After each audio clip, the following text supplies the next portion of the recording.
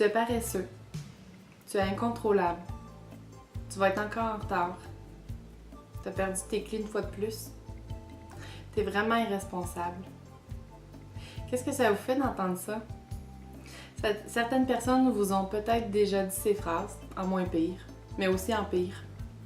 Malgré tous les compliments sur cette planète, une seule personne est un obstacle à la confiance en vous, à respirer l'assurance. Vous. Vous êtes probablement la personne qui vous juge le plus. Si je vous demande vos défauts, vous m'en nommerez une tonne. Des qualités maintenant? Beaucoup plus difficiles.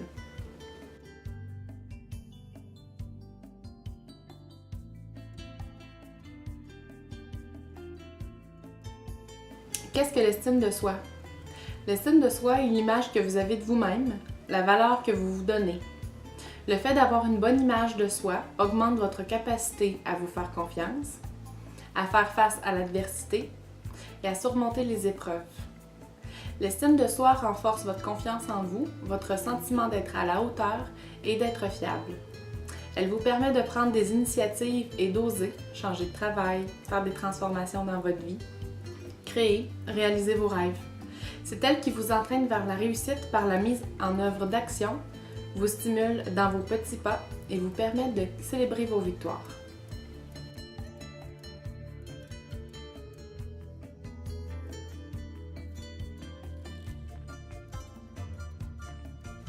L'estime de soi est d'abord déterminée par des facteurs externes comme la dynamique familiale et votre histoire personnelle.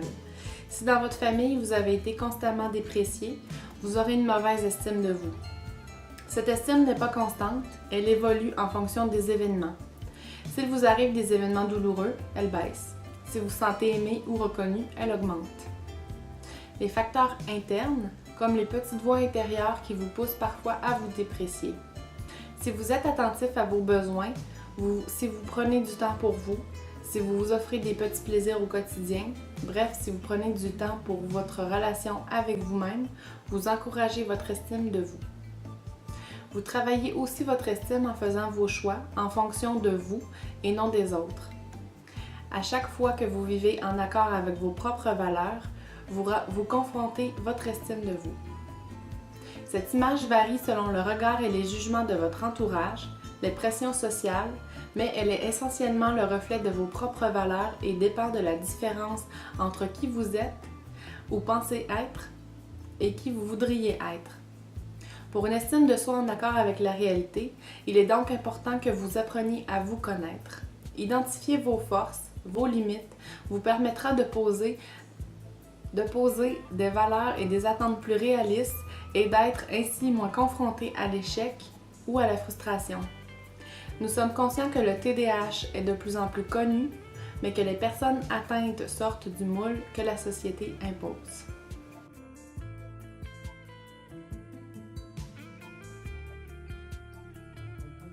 Les principaux freins à l'estime de soi sont la comparaison aux autres, les petites voix négatives internes, vous devriez vous faire 3 compliments à chaque reproche pour équilibrer la balance, le pessimisme, le fait de ressasser les blessures du passé et de ne pas prendre les mesures pour les évacuer ou en parler, favoriser les conflits, critiquer, entretenir des rapports de compétition ne vous aide en aucun cas à vous aimer.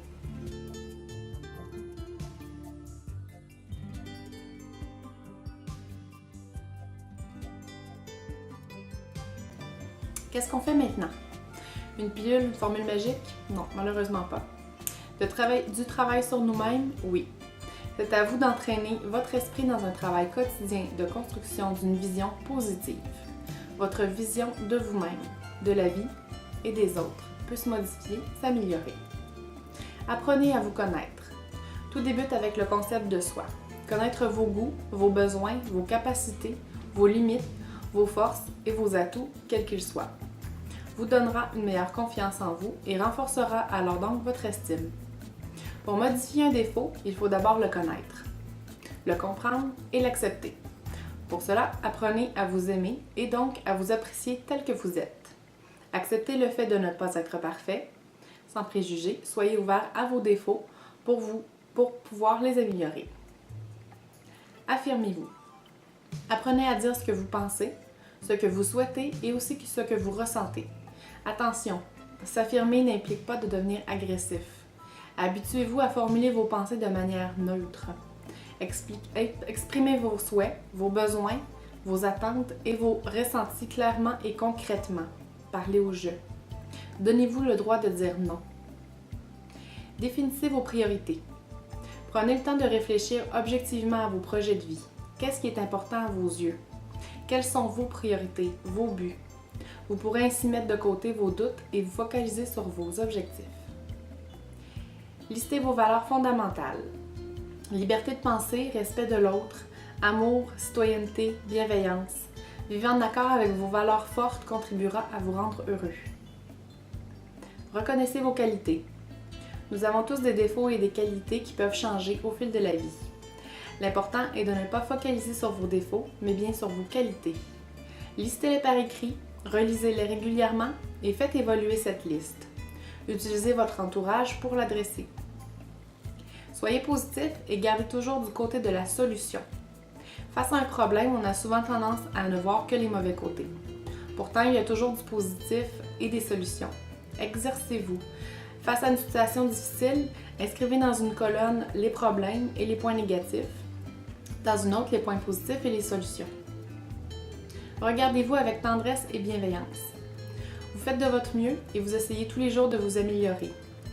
Parlez-vous et encouragez-vous, vous le méritez. Lorsque vous croisez votre regard dans une vitrine ou un miroir, souriez-vous. Accordez plus d'importance à vos joies, à vos succès, si minimes soient-ils. Ne vous sentez responsable que pour les choses sur lesquelles vous avez un certain contrôle. La culpabilité joue sur l'estime de soi. Mieux vaut ne pas s'en ajouter. Complimentez-vous et célébrez toutes vos petites victoires. La vie de tous les jours est ponctuée de petites et de grandes réussites dont vous devez vous imprégner. Votre ragoût était plus réussi, vous avez bouclé votre dossier en un temps record, vous avez réparé le jouet cassé de votre enfant, vous avez organisé un super week-end. Clamez vos victoires et jouissez de ces petits instants magiques qui apportent du bonheur. Chaque soir, repensez à vos réussites de la journée et aux événements heureux que vous avez vécus.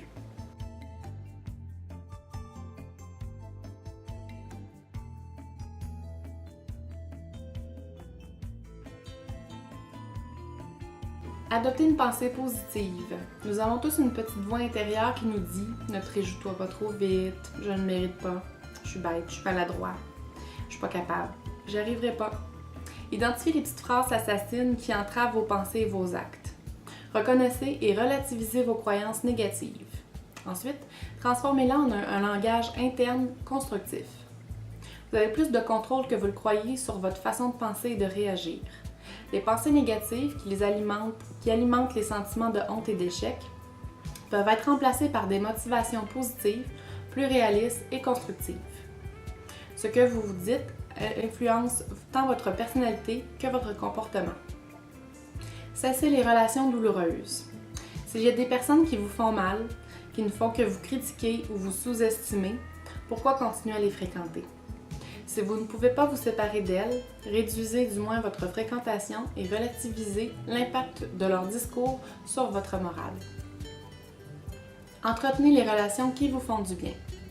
Accordez de l'importance aux relations qui vous sont bénéfiques, aux personnes qui vous motivent. Une personne qui vous aime est beaucoup plus sensible à vos qualités qu'à vos défauts. Répétez-vous, j'ai le droit d'être heureux et d'être aimé. Ne mettez pas en doute l'amour des autres. Vos amis sont là aussi pour vous aider à vous améliorer. Acceptez donc leurs remarques lorsqu'elles sont bienveillantes et constructives.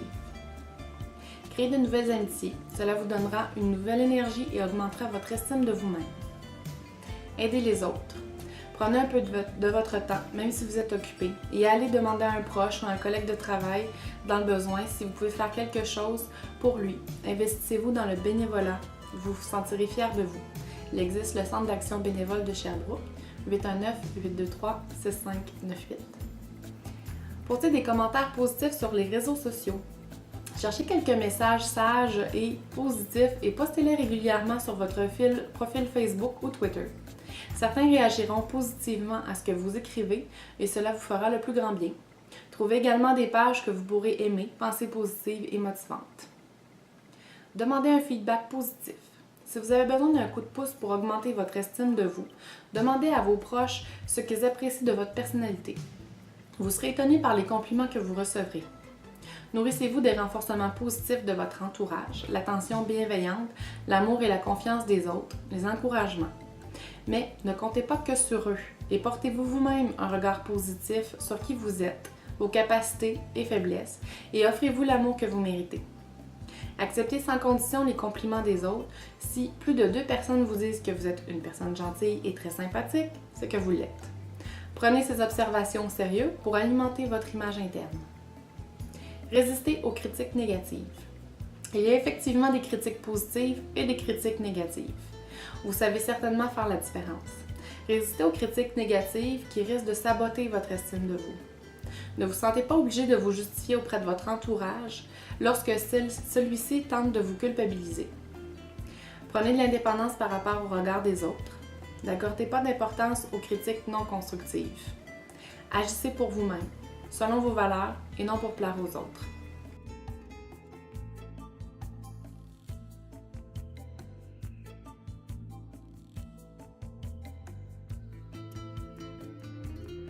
Prenez soin de vous.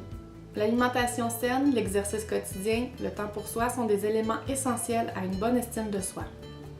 Un corps en bonne santé vous offrira le soutien et l'énergie nécessaires à votre épanouissement. Faites-vous du bien. Ce n'est ni une perte de temps, ni un acte égoïste, mais un geste essentiel pour vous aider à positiver. Et c'est excellent pour le TDAH. Transformez vos défauts en qualités. Les échecs ne sont pas des défauts. Apprenez à différencier les deux pour ne pas vous dévaloriser à chaque échec. Utilisez les leçons de cet échec pour vous améliorer. Apprenez, mais ne ressassez pas. Acceptez vos défauts, assumez-les ou débarrassez-vous-en. Commencez par les identifier objectivement. Certains traits de votre personnalité que vous considérez comme des faiblesses peuvent aussi devenir des points forts. Par exemple, être dynamiste. Lorsque vous êtes impliqué dans une activité, vous êtes increvable. Vous suivre est pratiquement impossible. Un conseil, prévoyez des boissons énergisantes pour les autres. La créativité, vous débordez d'imagination. Peinture, musique, écriture, décoration, couture, cuisine, ayez confiance en vous. Pablo Picasso et Mozart étaient également atteints de TDAH. Passionné, vous ne faites pas les choses à moitié, vous vivez les choses intensément. Votre enthousiasme est communicatif, faites-en profiter ceux qui partagent vos centres d'intérêt. Humour, second degré, esprit de répartie, autodérision, vous êtes drôle et assumez-vous.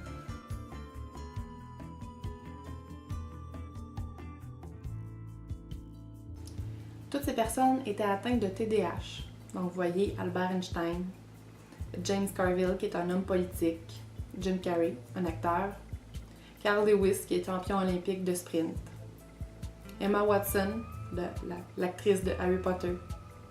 Donc, toutes ces personnes étaient atteintes de TDAH.